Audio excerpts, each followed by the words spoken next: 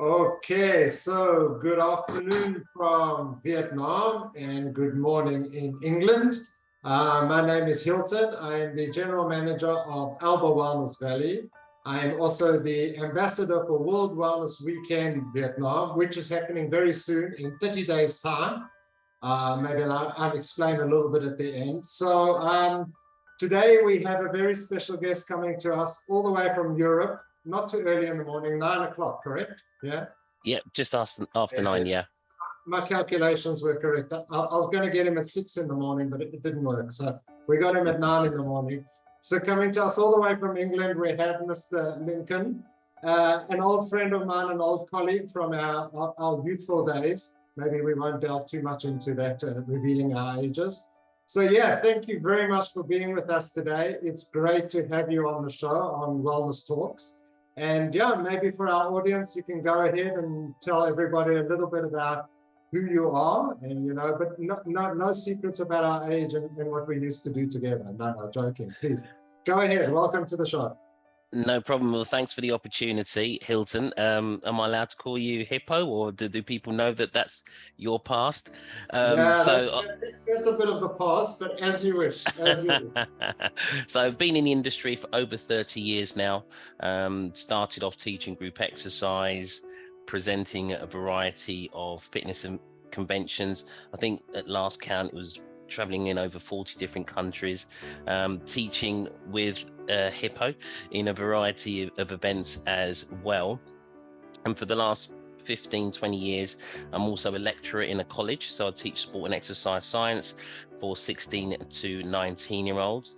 And in the last 10 years, I've been helping fitness instructors and personal trainers, coaching them through their businesses, helping them get more clients, more class members, and impacting more people.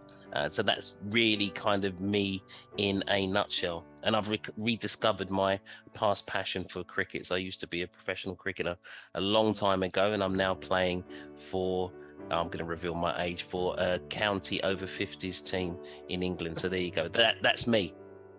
Wow. A cricket man. So for Yep. those of you here in Asia, cricket's not that popular, or some of the countries. Go and look it up. We won't go into detail and explain what it No. is. A Commonwealth thing. So yeah, cool. So maybe we can start off and try and go in order. So we were both presenters back in the day, and we used to teach fitness classes, and that's obviously how we met, and we traveled around the world, like you said. So just from that perspective, and then we can go into more of what we've learned and moved on. How would you say the industry has changed since those days? That's a great question. I think that the industry was more honest, if that makes sense. I think that, remember, and some people may, be surprised that there was a life before social media, and there was a life before YouTube, and, you had to, apply to conventions by sending a fax. But I think that made us as presenters a lot more honest. We had to rely on our craft and our skills and our interpersonal skills to build connections, to be different, to be unique, to offer value, to offer service. And it was very honest. And I think that you would go to a convention, and if you did a great job, the audience and the participants will let you know, and then you built relationships and you were invited to other events. I think that's how we developed our relationship. Whereas I think now with social media, with TikTok and Instagram, people only see snapshots. And I think that, and also the message has changed, that it's more about the end product. Look at my end product and how great all of us are. Whereas I think that and one of the reasons why I sort of gravitated to your style of teaching, you were very much the experience that you were creating with the people while you were there. And I think that's key in terms of, in any form of teaching and presenting. It's the connection that you build with the people while you're there, as opposed to just the destination. It's very much about the journey, not the destination. So I think that's the thing that I see as the key difference, that there was more, it seems to be more honest connections that were being formed in those days. Wow, your answer has got my mind shooting off in a Yeah. million different directions, because I mean, first of all, initially when we used to teach, there wasn't the Les Mills. And Yeah. don't get me wrong, phenomenal concept, very successful, still going. Hmm. And you and I are ready for retirement, and they're still going. So yeah, maybe their model was better than ours. But you know, it completely changed the game for us, because we were very individual, coming up with our own music, our own ideas, and each time teaching that. And then along came this box, take it in a box and just send it around the world, and everyone was doing the same thing. And Yep. it really was a game changer. And it's very successful and still is today. I mean, I won't go into detail the positives and negatives. And that brings me to my next question to you, because now you were talking about individuality, non-individuality in TikTok. Now we have on demand. And again, Yep. Les Mills and all the companies around the world, I'm not just speaking for Asia, are definitely investing in one beautiful lady or one good-looking guy who's running the classes 24/7 online, and people are paying for it. And it's a model that's working, especially during COVID, but Hmm. post-COVID seems to still be growing. So I know you talk a little bit to people about business, but so what are your views on the virtual side of fitness, because I it's think, very big. yeah, I think you need to embrace it. I think that COVID was a bit of a watershed moment for a lot of group exercise instructors in particular. There were some people that definitely embraced the online space. I think it'd be interesting to see the figures of the Zoom usage over COVID before and after.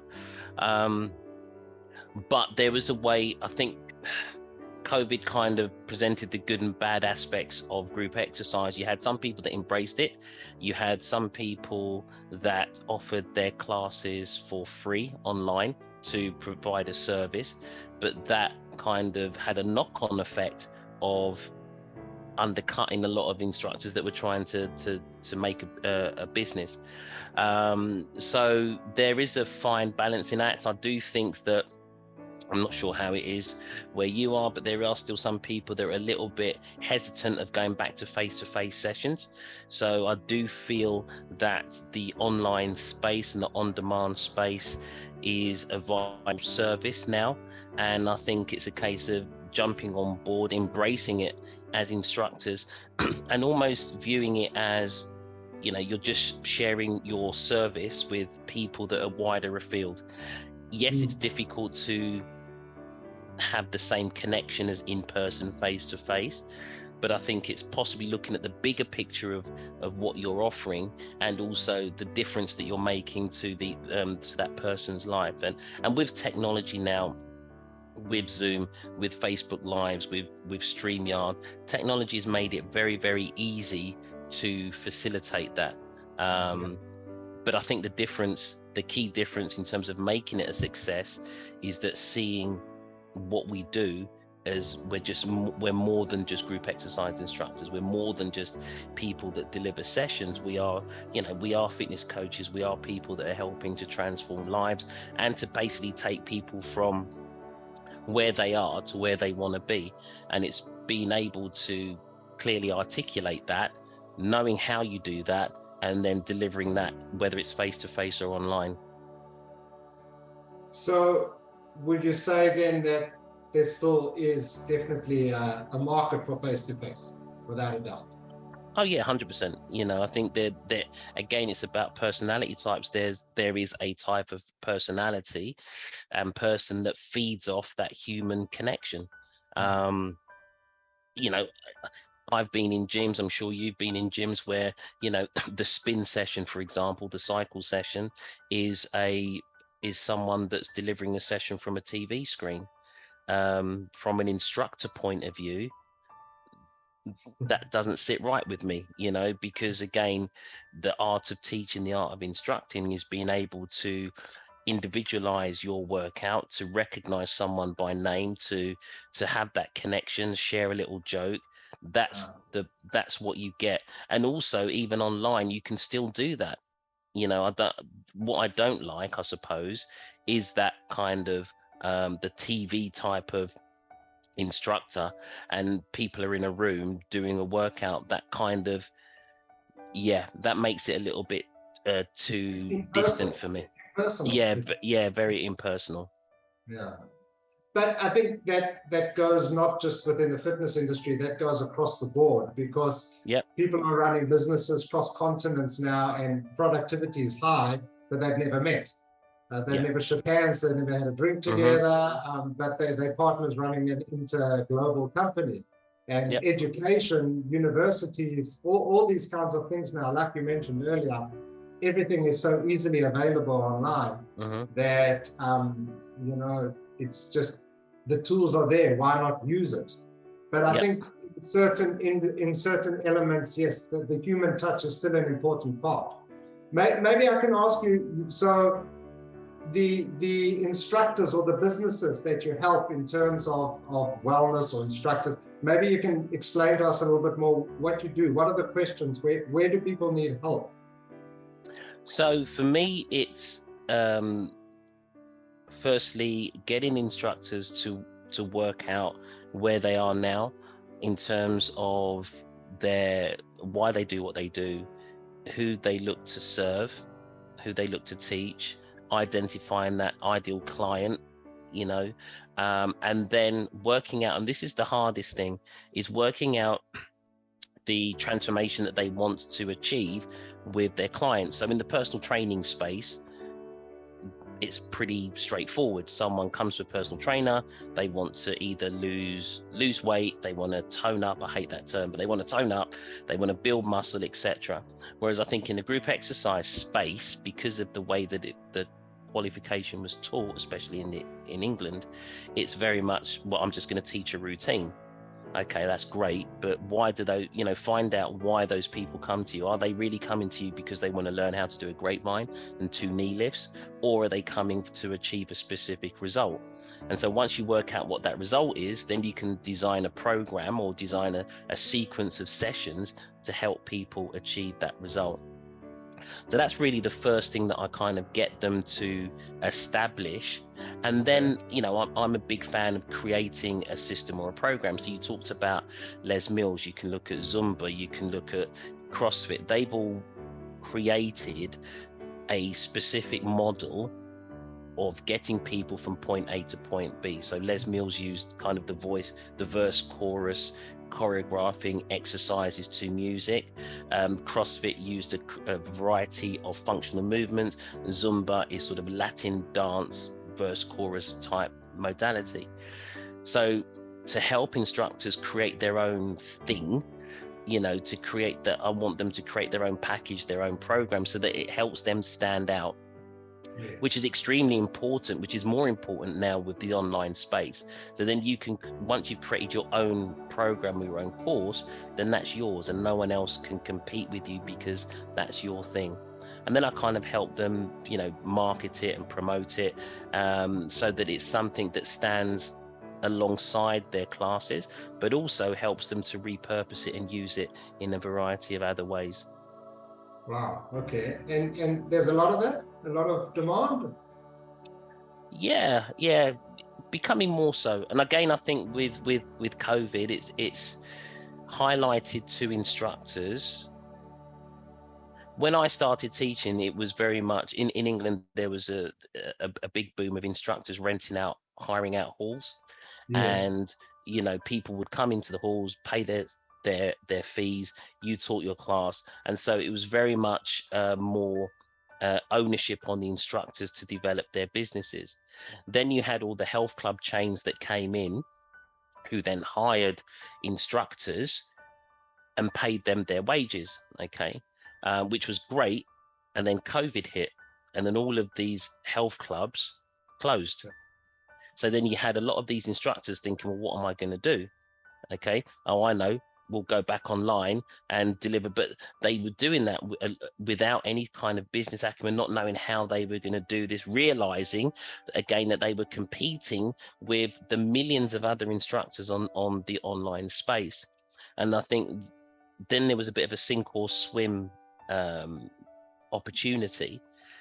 Some people embraced it, and some people realized that they had to look at what they were doing with a little bit more or more of a critical eye, and look to develop what they were doing so that they could have a sustainable business. So yeah, I think, as I say, you know, although COVID was an awful experience for many people, from a business point of view, for a lot of instructors, it kind of was a watershed moment to help them look at a bit introspectively, look at what they were doing and seeing how they can develop that moving forwards.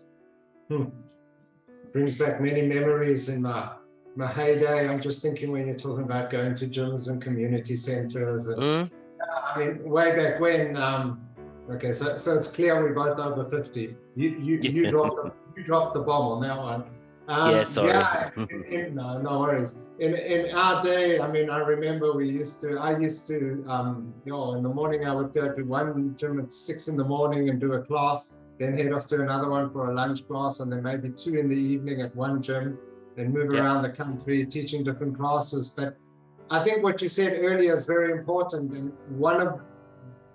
I don't say I was successful, but one of the reasons that I maybe got asked to come back and teach in different clubs was the one-on-one, was the fun, was the laughing, was the joking, was the interactivity with the people, the participants, and not talking about conventions, just, you know, in community centers or in health clubs or gyms, whatever they may be. And that I feel could be disappearing.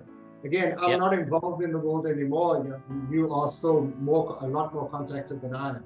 But I feel today it's become maybe a bit robotic, and that individuality is definitely, or creativity is not there anymore, because it's all available on TikTok, online, on wherever it might be. So you can just go. I remember in my day, I used to go and look at a Michael Jackson video. That's a cool move. And I integrate that into my class somehow, whatever. So I think maybe people still do that to a certain degree, but I don't know. You know, I'm not that involved how people teach classes anymore. But yeah, I think what I try to instill and to remind people is that people do still buy people. As you say, you know, you was always known for bringing a lot of humor and personality in your sessions, and I'd like to think I try to do the same thing as well. But people buy people, and I think that even in the world of social media and online, yes, it's okay to show your TikTok routines, but that's just a routine. People still want to know the person behind the routine. Who actually are you? What makes you tick? What motivates you? Why have you come into the industry? What is it that you're passionate about? What is it that drives you? What are your strengths? What are your weaknesses? You know, tell me something about you that will allow me to resonate and gravitate towards you and want to find out more about you. You know, and I think that there is still a space of connecting. But I think that just it needs to be a little bit more of a deliberate strategy, if you want, you know, so that all of the posts aren't about, hey, look at me, how great I am. It should be more, how can I help you? You know, how can we connect on this online space so that I can help you? Because really, you're the most important person rather than me, if that makes sense. It does make a lot of sense, but to be honest with you, our industry, especially the fitness industry, maybe not my industry today, but it was based on, if you're not good looking and you are overweight or in a female or guy and you're not too sexy, not that much chance you're going to succeed, whether you're good or not. It was very much what's the word I'm looking for? Not selfish, but self-centered type of. I mean, everyone still wants their six pack, and everyone wants, you know, big arms or big legs, what it might be. But that's a difficult one, because are you in it for the money or are you in it for the wellness? And I think that's also very important, because you can have a wellness vlogger or a wellness blogger today who won't get what you were just talking about, face-to-face helping people, but they're standing in a beautiful studio and doing routines and getting hundreds and thousands of likes, which may not be real likes, and people may not be losing weight and toned, and they're making more money. Yeah. And that is really not what it's all about. No, 100%. Yeah, 100%. I think that, the social media landscape has definitely made it harder for, ironically, when we were presenting, I had weight issues, it's kind of well documented. And so maybe I tried to overcompensate by, trying to really work from the personal element and the personality, which I suppose for me, so for me that kind of worked for me. Whereas there were presenters that, I'm not going to name names, but had the six-pack and this, that, and the other, and just needed to get on stage and do a little shimmy, and the crowd went wild. But that, that's fine. Whereas, the question would be, I suppose, in today's market, whether I would have been as successful presenting, I don't know. We don't know. But again, I suppose all you can do as an instructor, if, as you say, is whether you're in it for the money or the wellness. If you're in it for the wellness, then not saying how you look shouldn't matter, but what's more important is the message that you want to portray. And I think with social media, there was that phase where it was about the six-pack and the, I'm just going to say the six-pack. I was going to say something else then. Whether, but I do think now people are respecting more authenticity, and people being a little bit real, and people sharing a little bit more of their journey and their motivation and their drivers. Does that mean you're going to be as successful as the Instagram PT? Who knows? But I suppose if you're going into this from a place of wanting to help and serve people, then whoever you're helping is going to be there's a story. So I was in Mexico with Milo Lavelle. And Acapulco it was. This guy worked with Michael Jackson, famous choreographer, wonderful guy. And it was 8 o'clock in the morning on Sunday, and he was due to teach. And I thought, I'm going to go support him. I was a bit of a fan of Milo. I loved the way that he taught. Sure. 8 o'clock came, and there was one person there, and I thought, this is Milo. He's going to wait. He was going to be a diva. And he went, no, this person's come for me, so we're going to have a party.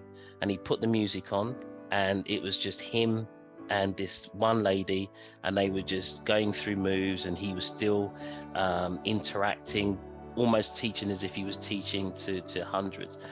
And maybe there's that manana lifestyle. People started to come in, and then they were like, the class has started, and so the class became full eventually. But that was always a lesson to me, that his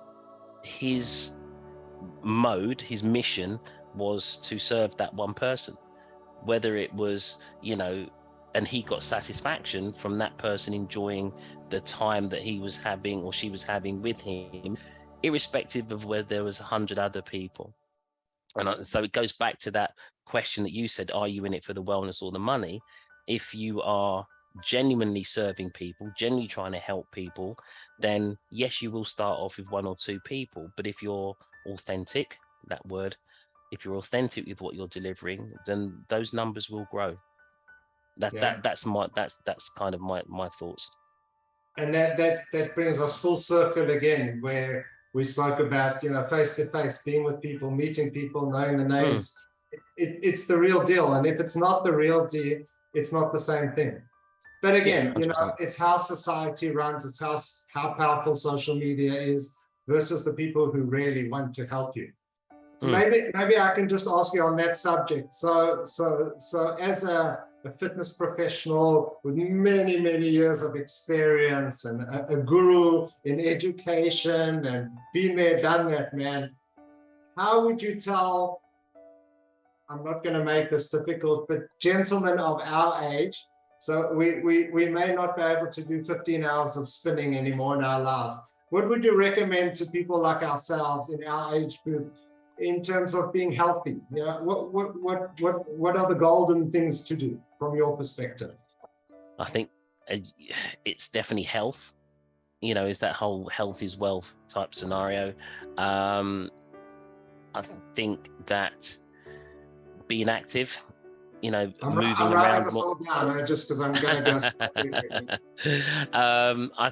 Stress management, being active, maintaining muscle, and changing the priorities. When we were younger, it was, I suppose, about the aesthetics and about, you know, trying to get the bod, whatever. Whereas now it's about being functional. It's about being healthy. And I think, again, COVID was a big watershed moment for a lot of people. There's a lot of, you know, people of all ages. I'm not sure if you've witnessed this, but, you know, suffering from mental health issues from being isolated. So I think the term health has had a much wider meaning for a lot of people. And I think that, you know, to preserve our health at our age, definitely move more, definitely find something that's a passion, that's away from the gym. But still live, you know, it's the Goldilocks. Do enough exercise that's going to keep you healthy, but also remember, for me, that there's a life to live as well. I mean, that's kind of what I would recommend, and just be mindful of your eating, everything in moderation. So I'm very not a keto, paleo, whatever person. I think everyone's got their own unique formula that they need to find what works for them. Wow. Okay, so words of wisdom from the maestro. So I don't know about that. So on that note, maybe we can tie it up a little bit.